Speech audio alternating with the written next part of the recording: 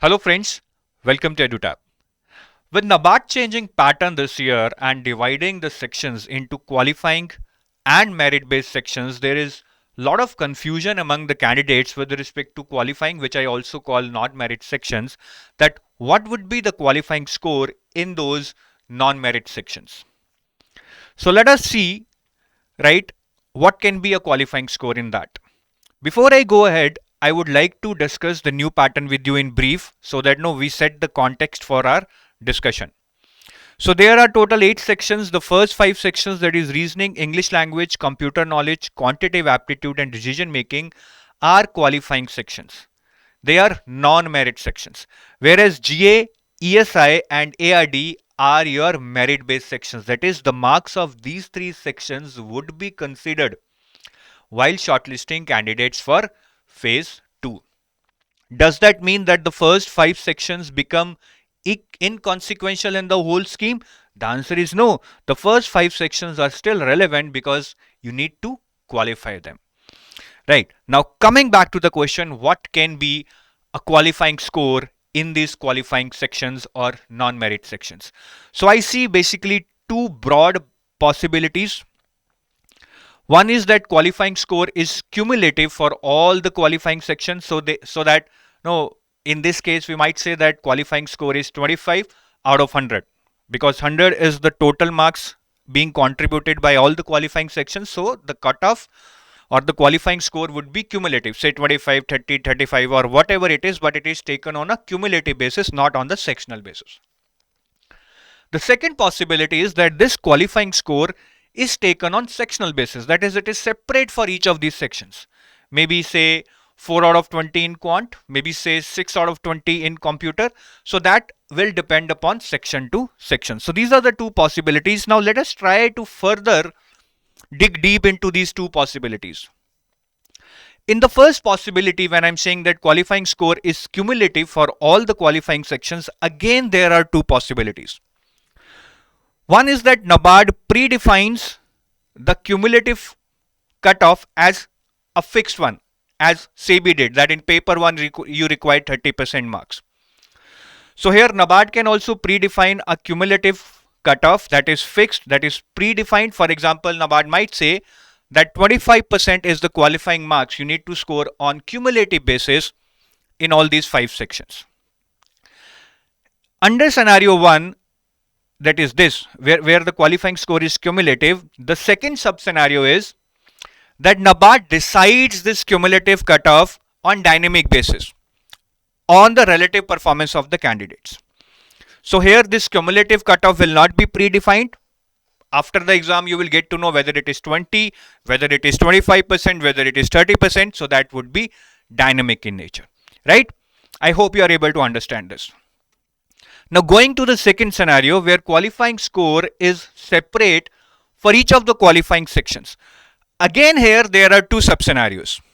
One is that NABARD predefines the fixed cutoff for each of these sections separately. For example, NABARD might say that you need to score minimum of 25% in each of these qualifying sections, right, to qualify in the qualifying sections. So that would be a kind of a fixed cutoff for each of these sections and not on cumulative basis. The second sub scenario under this is that NABARD decides the cutoff for each of these sections separately on performance basis, right? So here you will not be given a fixed cutoff for each of these sections separately. Rather, after the exam you will get to know the cutoff for each of these sections separately. So that would be dynamic in nature, right?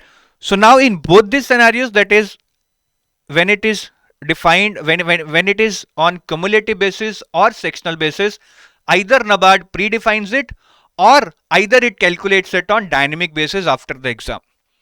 Now what can be a realistic scenario?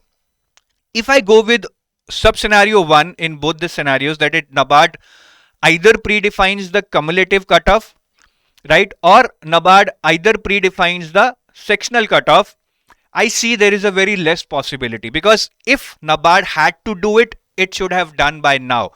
Either these fixed cutoffs should have been defined in the notification, or if not in the notification, at least in the handout.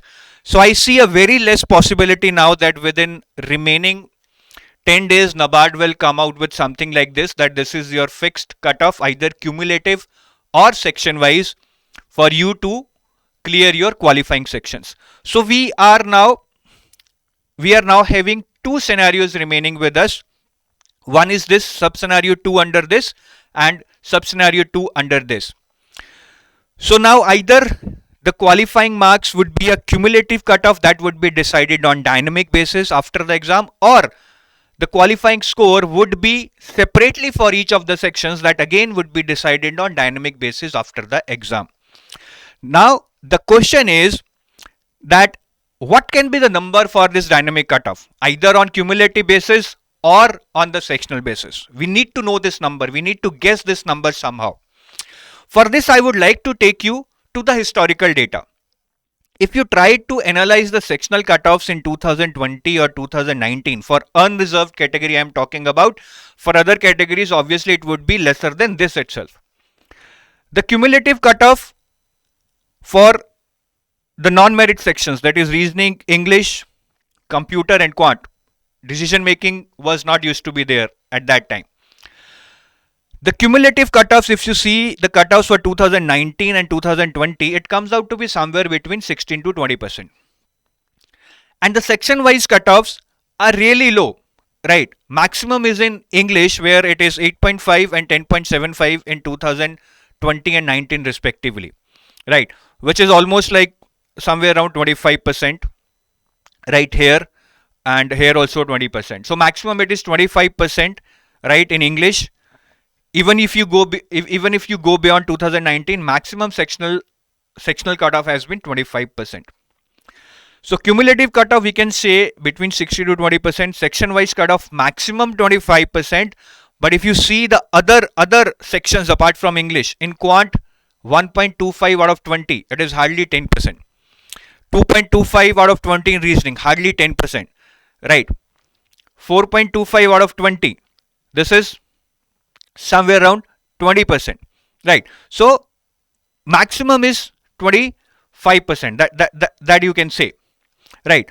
And for other sections it is even lesser than 25%. So coming back to the point, what can be the number for this dynamic cutoff? So I would say, first of all, we do not know whether this qualifying score is on cumulative basis or it would be separate for each of these sections, but I think on cumulative basis 25% benchmark shall be a safe thing, taking into account that previously the cumulative score in these 4 sections as per cutoffs has been somewhere between 15 to 20%. So 25% shall be a safe benchmark for you, but if you can cross that, it would be really good. If it is section wise, right, I would again say 25% in each section is a really benchmark that you can set. But sometimes in quant and reasoning, it can be really tough to cross that benchmark. So in quant and reasoning, right, I've written here QRE but not English, only except in quant and reasoning, the benchmark should be 25%, and in quant and reasoning also it should be 25%. But if you feel in the paper that quant and reasoning are little bit tough, then do not panic. Even if you are not able to meet this benchmark of 25% in these sections, I think then even 15 to 20% can be safe depending upon the difficulty level of the paper, right? So this is I wanted to share. So I hope you get some good insights as in how to approach, how to target a qualifying score in these qualifying sections. You need to take into account both the scenarios, cumulative basis and sectional basis. But I think if you target 25% in each of these sections, you will automatically reach this 25% on cumulative basis. So target 25% on each of these qualifying sections, except if quant and reasoning are really tough, do not panic. Maybe 15-20% will be enough there. But then if you're trying to score in the exam, if you get a feel that I will not get 25% in quant and reasoning, I might get just 15 to 20%, at least try to take up your score in other sections, so at least cumulative becomes 25%, so that in case they come out with cumulative cutoff for all these qualifying sections, you are able to clear that. With that, I take your leave. I hope this was insightful for you, and this will help you to plan your rest of the mocks and you will have a strategy by the time you go into the exam.